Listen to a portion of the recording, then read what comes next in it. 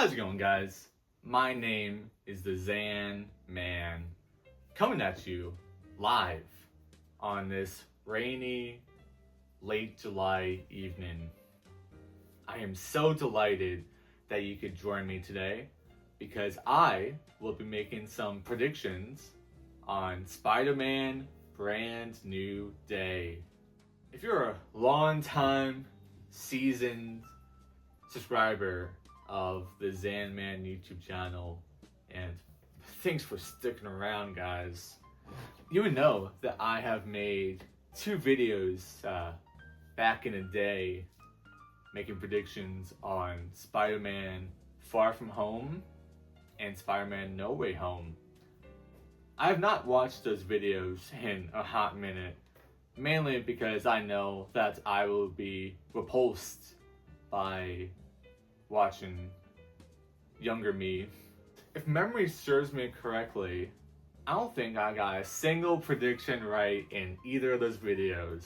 So without further ado, let's make some predictions about Spider-Man Brand New Day. I just want to point out my little backdrop here. So I got like a few Spider-Man buildings right there. I got some Spider-Man fighting those dastardly no-gooders. And I got a train here with some Spider-Man figures. Pretty cool, right, guys?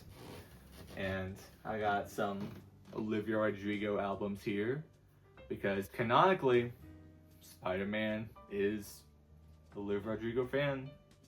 Gotta respect it. Alright, the rain is getting pretty heavy out there, so let's not stall any further. Let's get on to my first prediction, shall we?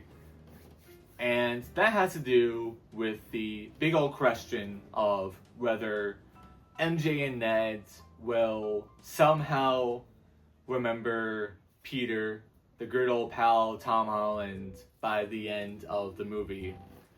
And this is both a thing that I think is going to happen and a thing that I want to happen as well.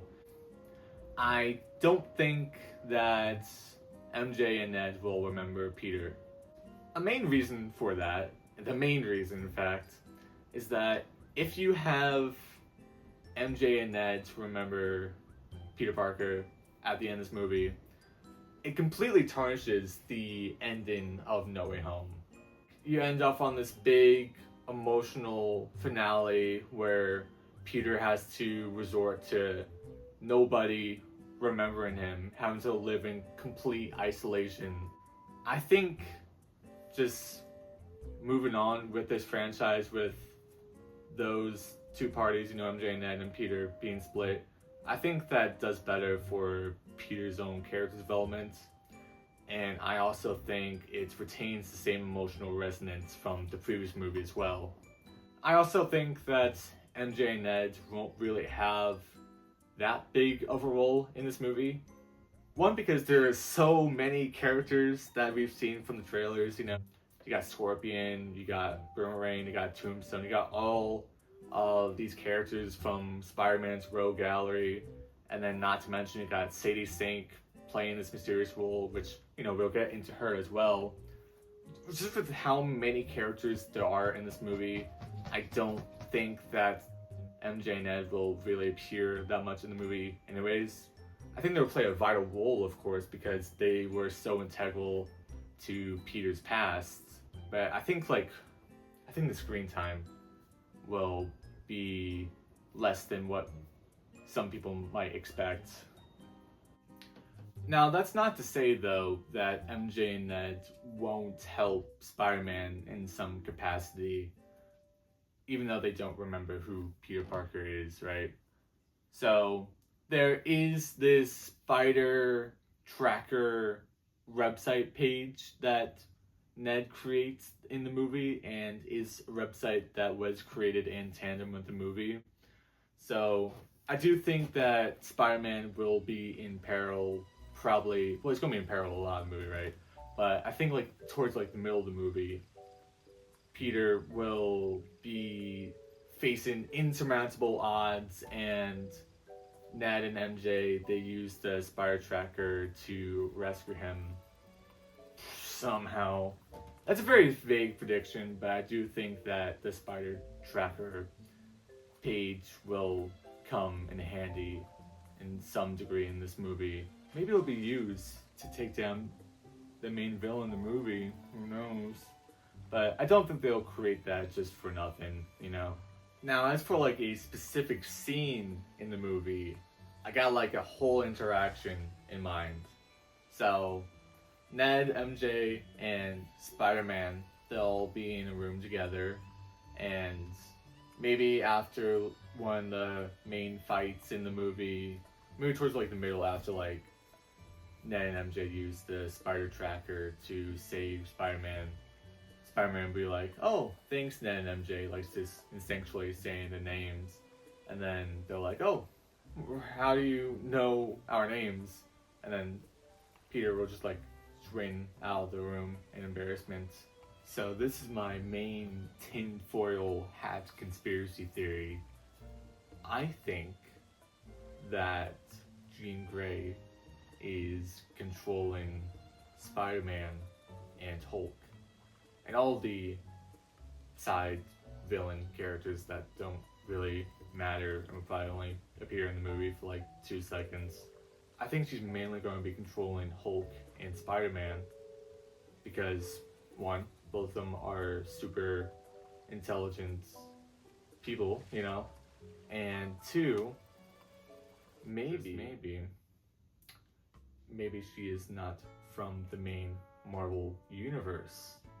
Maybe in some time she was brought into the main Earth timeline because of all the magical mishaps that I've been having in the previous movies. Maybe she's brought down to this universe from the spell that Doctor Strange caused in No Way Home, and she's trying to find her way back home, and maybe she thinks the best way to do that is to control Spider-Man and Hulk and use and manipulate their intellect to create some sort of machine that'll bring her back to her dimension. I've been yapping for a while, so need to clear the throat. So I rewatched Spider-Man Homecoming last night. Amazing movie, by the way. Perhaps the best live-action Spider-Man movie, but we're not here for that conversation today.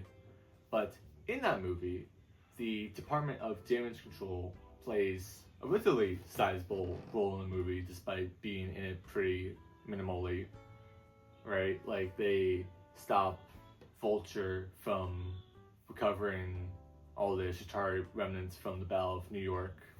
In 2 of the new Lego Spider-Man Brand New Day sets, the Department of Damage Control is like the main centerpiece of the sets. Like, there's the transport sets, and then there's that abandoned building that seemingly is also in a few of the Brand New Day trailers. Like, that's the building that Hulk destroys in the movie. So in later MCU shows and movies, the Department of Damage Control do become more of this high-ranking entity. Like in Miss Marvel, they're used to survey Miss Marvel, and they do also apprehend superpowered individuals as well. Case in point, Daredevil in the latest season of the show. So I imagine that they will have like a key role to play in the movie. I would imagine there's going to be like a prison breakout scene, you know, naturally, because Scorpion was previously in prison. So I also do believe that perhaps we'll see another figure break out of prison. I mentioned his name, Daredevil. So given that we do have the Hand in the movie, and given that Punisher is also in the movie, and you know, their stories do deeply interwove with Daredevil's, and given that we are dealing with the Department of Damage Control, I do believe that like he will at least appear at least briefly in the movie. I think like maybe he will be in one of the fight scenes, perhaps even the main fight scene with the hands. Like you do see in one of the trailers that there's like a bunch of negative space like on top and on bottom of Spider-Man when he's faced off against the hands in like the rooftop battle. So I'd imagine like one of those spots, either on top or on the bottom of Spider-Man, like they digitally altered Daredevil out of the shot. Now, another big question is how much of this movie will tie in with Avengers Doomsday. And, of course, this will tie in with Doomsday. There's no chance that it won't. But I don't think it really will have that big of an impact with Doomsday. At least I hope so. I know what I think is going to happen and what I want to happen are two distinct things. But with what I want to happen, I really just want Brand New Day to be its own self-contained story. But with what I think, well, given that I think Jean Grey will be in Brand New Day and Sink will be portraying her, I think, definitely she will appear, maybe not in Doomsday, but definitely in a later movie, most likely Secret Wars, which takes place after Doomsday. But it is suspicious that Spider-Man is not presumably in Doomsday, so they definitely have to write in a way for him to not appear in Doomsday, assuming that this movie takes place beforehand. Why do I think he won't be in Doomsday? It could be that he's just not on the main timeline when Doomsday takes place. Like it could be in like one of the alternate timelines with Jean Grey. That's, if I had to think about this like on the spot, I think that's why. And will there be any super cool Spider-Verse reference in this movie? No, there won't be. Anywho, that is all for my predictions here tonight, folks. As you can see, it's gotten dark and stormy outside. I've been yapping for a while, so I think it's time to call it quits. Thank you for watching. Thank you for spending time with me. I appreciate it. And I hope you have a great and wonderful rest of your day. And please let me know in the comments what you think of the movie. I would be delighted to know. And let me know some of your own predictions down there as well. Keep the engagement going. Alright, that's enough for me.